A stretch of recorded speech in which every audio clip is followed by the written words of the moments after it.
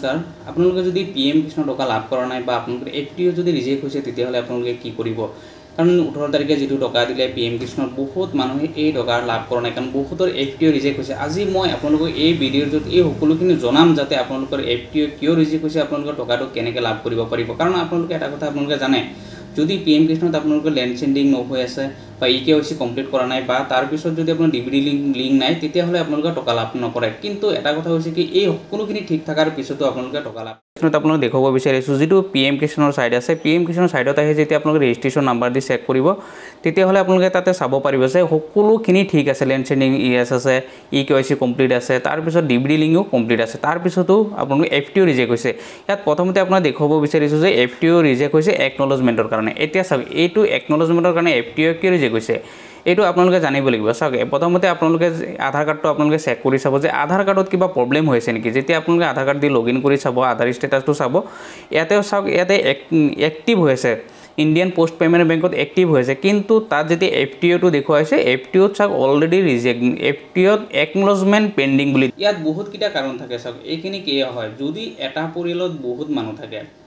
বহুত কেজনে যদি পিএম কিষাণ পায় যেনেকৈ ধৰক হাজবেণ্ড আৰু ওয়াইফ এই দুজনে যদি পিএম কিষাণ টকা পায় তেতিয়াহ'লে এইটো একনলেজমেন্ট ৰিজেক্ট হয় আৰু তাৰ কাৰণটো হৈছে কি প্ৰথমতে আপোনালোকে এটা চাব লাগিব যে হেইটো হৈছে যদি আপোনালোকৰ আধাৰ কাৰ্ডত এটা মোবাইল নাম্বাৰ দিয়া আছে যে হাজবেণ্ডৰ মোবাইল নাম্বাৰ বা হাজবেণ্ডৰ যেটো আধাৰ কাৰ্ড আছে হেইটো দিয়া হৈছে বেংক একাউণ্টটো সেম দিয়া হৈছে হাজবেণ্ডৰো দিয়া হৈছে ওয়াইফৰো দিয়া হৈছে একাউণ্টটো দিছে তাৰ পিছত যেটো পিএম কিষাণৰ ৰেজিষ্ট্ৰেচন সাইড আছে পিএম কিষাণ ৰেজিষ্ট্ৰেচন সাইডতো একটা নাম্বাৰ দিছে যদি এই সকলোখিনি এটা নাম্বাৰে দিছে তেতিয়াহ'লে জানিব যে আপোনালোকে পিএম কৃষ্ণ টকা লাভ নকৰে কাৰণ এইটো তেওঁলোকে গম পাই যায় যে এটা নাম্বাৰ দিয়াৰ লগে অলৰেডি বেলেগ এটা নাম্বাৰত অলৰেডি ৰেজিষ্ট্ৰেচন হৈ আছে কাৰণ এতিয়া নতুন নিয়ম যেটো দিলে নতুন নিয়ম অনুসৰি সব পিএম কৃষ্ণত যেটো এটা পৰিয়ালত এজন মানুহে পাব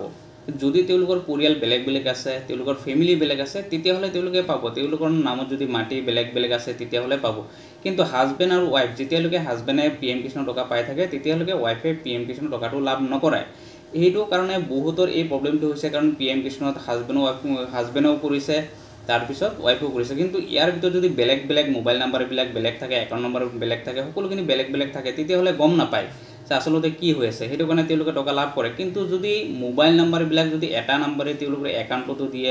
পিএম কৃষ্ণৰ সাইডতো দিয়ে আধাৰ কাৰ্ডতো দিয়ে বেংক একাউণ্টত দিয়ে তেতিয়াহ'লে হেতু পিএম কৃষ্ণৰ যেটো সাইড আছে এই পিএম কৃষ্ণৰ সাইডত যেতিয়া তেওঁলোকে পেমেন্ট কৰে তেতিয়ালৈকে গম পায় যে এটা ব্লেজত কেইজন মানুহে টকা পাই আছে কোনে কোনে টকাটো পাই আছে এইখিনি সকলোখিনি গম পায় গতিকে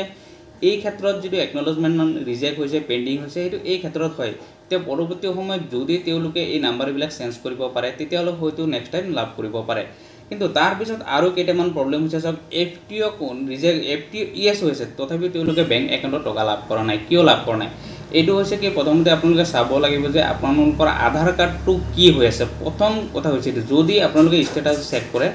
চেক কৰাৰ পিছত যদি আপোনালোকে দেখা পায় যে আধাৰটো আপোনালোকে ইনএক্টিভ হৈ আছে তথাপি হলে আপোনালোকে এফটিও কৰিছে ঠিকই আছে কিন্তু একাউণ্টত পইচাটো পেন্ডিং হৈ যাব একাউণ্টত পইচা কেতিয়াও নোহোমায় হেইটো হৈছে মেইন প্ৰবলেম আৰু এটা যেটো কাৰণে বহুত মানুহে টকাটো লাভ নকৰে আৰু বহুতৰ বহুত একাউণ্ট থাকে 4-5টা একাউণ্ট থাকে একাউণ্ট থাকাৰ পিছত ডিবিডি লিংক কমপ্লিট কৰিছে ঠিকই আছে ডিবিডি লিংক দেখুৱাইছে আধাৰ সাইডত গৈ যেতিয়া চেক কৰাৰ পিছত দেখিছে তাত এক্টিভ হৈ আছে ঠিকই আছে কিন্তু তেওঁলোকে নেক্সট পৰ্যায়ত যেতিয়া চেক কৰাৰ পিছত তেওঁলোকে গম নাপায় যে কোনটো ডিবিডি লিংক হৈছে কাৰণ এটা ডিবিডি লিংক যেতিয়া আপোনালোকে কৰাৰ পিছত তাৰ সম্পূৰ্ণ হবলৈ তাৰ প্ৰায় 1 মাহ 1.5 মাহ সময় লয় কেতিয়াবা 20 দিন 25 দিন হয় কাৰণ এটা বেংক একাউণ্টত অলৰেডি ডিবিডি লিংক হৈ আছে তে নতুন এটা একাউণ্ট খুলি দিয়াৰ লগে লগে কি হয় তেওঁৰ যেটো ডিবিডি লিংক অলৰেডি হৈ আছিল এই ডিবিডি লিংকটো অলৰেডি কেনসেল হৈ যায় কেনসেল হোৱাৰ পিছত তেওঁলোকে যদি এফটিও মাৰিলে পিএম কৃষ্ণৰ সময়ত যদি এটো ডিবিডি যেতিয়ালৈকে কমপ্লিট নহব তেতিয়ালৈকে পইচাটো লাভ নকৰে এইটো কাৰণে বহুত মানুহে এই টকাটো লাভ কৰা নাই কাৰণ বহুত ষ্টেটাস চাইছো বহুত মানুহ আহি আছে যে মোৰ টকা সোমোৱা নাই কি প্ৰবলেম হৈছে বহুতৰ এইটোই প্ৰবলেম হৈছে বেছিভাগ মানুহৰ যিখিনি মানুহ হৈছে কি যেটো আধাৰ কাৰ্ড দিলে এই আধাৰ কাৰ্ডটোৱে মেইন ডাঙৰ প্ৰবলেম হৈ আছে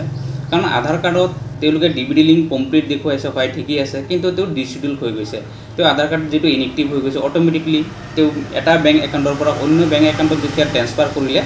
অন্য বেংক একাউণ্টত যেতিয়া ডিবিডি লিংক কৰিলে এই ডিবিডি লিংকটো অলৰেডি কেনসেল হৈ যায় যাৰ কাৰণে তেওঁলোকে টকা নাপায় হেতু কাৰণে আপোনালোকে ওয়েট কৰিব লাগিব কাৰণ এটা ডিবিডি লিংক কৰোতে এখিনি সময় লয় বেংকে প্ৰায় 15 দিনৰ পৰা 1 মাহ সময় লয় 1.5 মাহ সময় লয় যেতিয়ালৈকে আপোনালোকৰ এই সকলোখিনি কমপ্লিট নহব তেতিয়ালৈকে আপোনালোকে টকা লাভ নকৰে এতিয়া প্ৰথম কাম হৈছে চাওক আপোনালোকৰ যদি আপোনালোকে PM কিষাণৰ টকা লাভ কৰিব বিচাৰে তেতিয়াহ'লে প্ৰথম কাম হৈছে আপোনালোকৰ যদি লেণ্ড চেণ্ডিং ঠিক আছে EKYC ঠিক আছে ডিবিডি লিংকৰ প্ৰব্লেমত যদি আপোনালোকে টকাটো লাভ কৰা নাই তেতিয়াহ'লে প্ৰথম কাম হৈছে যদি আপোনালোকৰ বেংক একাউণ্ট ডিবিডি লিংক থকাৰ পিছতো যেতিয়া আপোনালোকে ষ্টেটাছ চেক কৰিছে তাত ডিএক্টিভ হৈ গৈছে যদি তেতিয়াহ'লে আপোনালোকে এটা কাম কৰিব লাগিব প্ৰথম কাম হৈছে যে আপোনালোকে সোনকালে এটা একাউণ্ট খুলিব লাগিব কোনটো একাউণ্ট খুলিব সেইটো হৈছে হয় এয়াৰটেল পেমেণ্ট বেংক বা ইণ্ডিয়ান পোষ্ট পেমেণ্ট বেংকত খুলিব ইণ্ডিয়ান পোষ্ট বেংকৰ সোনকালে ডিবিডিটো কমপ্লিট হয় কাৰণ এইটো ইণ্ডিয়ান এইটো চৰকাৰী বেংক হয় চৰকাৰী পোষ্ট পেমেণ্ট বেংক হয় সেইটো কাৰণে ইয়াত খোলাৰ লগে লগে আপোনালোকৰ ডিবিডিও কমপ্লিট হৈ যাব তাৰপিছত যদি আপোনালোকৰ তথাপিও যদি আপোনালোকৰ এনেকুৱা প্ৰব্লেম হৈ থাকে তেতিয়াহ'লে আপোনালোকৰ যিমান বেংক একাউণ্ট আছে আপোনালোকে বেংক একাউণ্টসমূহ আপোনালোকে চেক কৰি চাব বেংক একাউণ্ট ইনএক্টিভ হৈ আছিলে এতিয়া আপোনালোকে প্ৰথমতে সেইটো এক্টিভ কৰাব লাগিব তাৰপিছতহে আপোনালোকে PM কিষাণৰ টকাটো লাভ কৰিব এতিয়া PM কিষাণৰ টকাটো লাভ কৰিবলৈ হ'লে চাওক প্ৰথমতে EKYC কমপ্লিট কৰিব লাগিব লেণ্ড চেণ্ডিং ইয়েছ থাকিব লাগিব আৰু ডিবিডিটো কমপ্লিট কম্পালচৰি সেইটো থাকিব লাগিব এতিয়া চাওক আপোনালোকৰ বহুত মানুহৰ বহুত একাউণ্ট থাকে যাৰ কাৰণে কি হয় নতুন নতুন একাউণ্ট খোলাৰ পিছত তেওঁলোকে ডিবিডি লিংকসমূহ কেঞ্চেল হৈ যায় সেইটো কাৰণে আপোনালোকে প্ৰথমে আপোনালোকৰ যদি বেংক একাউণ্ট তেনেকুৱা বেংক একাউণ্ট প্ৰব্লেম হৈছে আপোনালোকে এক্টিভ থকাৰ পিছত যদি টকা লাভ কৰা নাই তেতিয়াহ'লে আপোনালোকে সোনকালে ইণ্ডিয়ান পোষ্ট পেমেণ্ট বেংক আছে বা এয়াৰটেল পেমেণ্ট বেংকত এটা একাউণ্ট খোলক একাউণ্ট খুলি তাত ডিবিডি লিংক কমপ্লিট কৰিব ডিবিডি যিটো চৰকাৰী পইচা হয় এই চৰকাৰী পইচাটো যাতে ইয়াতে লাভ কৰিব পাৰে তাৰ ইয়েছ কৰিব লাগে তাতে ইয়েছ কৰি পেলাই যাতে ডিবিডিটো কমপ্লিট হয় তাৰ কাৰণে আপোনালোকে প্ৰথমতে এটা একাউণ্ট খোলক একাউণ্ট খোলাৰ পিছত নেক্সট পৰ্যায়ত যেতিয়া আপোনালোকৰ FPO ৰিজেক্ট হৈ আছে পেণ্ডিং হৈ আছে আপোনালোকে নেক্সট যেতিয়া আপোনালোকে এই সকলোখিনি ঠিক কৰিব তেতিয়াহ'লে যদি আপোনালোকৰ যিমান টকা পেণ্ডিং আছে সেই বাকী সকলোখিনি টকা আপোনালোকে লাভ কৰিব তাৰপিছত চাওক যেটো মই প্ৰথমতে ক'লোঁ যদি আপোনালোকৰ একনলেজমেণ্ট প্ৰব্লেম হৈছে তেতিয়াহ'লে আপোনালোকৰ যিটো আধাৰ কাৰ্ড আছে বেংক একাউণ্ট আছে তাত মোবাইল নাম্বাৰবিলাক চেঞ্জ কৰিব লাগিব তেতিয়াহে আপোনালোকে টকা লাভ কৰিব নহ'লে আপোনালোকে PM কিষাণৰ যিটো প্ৰব্লেম হৈ আছে এই প্ৰব্লেম হৈ থাকিব আৰু যদি আপোনালোকৰ এই সকলোখিনি ঠিক কৰে তেতিয়াহে আপোনালোকৰ টকা লাভ কৰিব কাৰণ এটা কৰিলে বহুত মানুহে টকা আজিকালি PM কিষাণ কৰিবলৈ নিদিয়ে কাৰণ এইটো চৰকাৰে ৰুল আৰু ৰেগুলেশ্যনৰ ভিতৰত কৰিছে গতিকে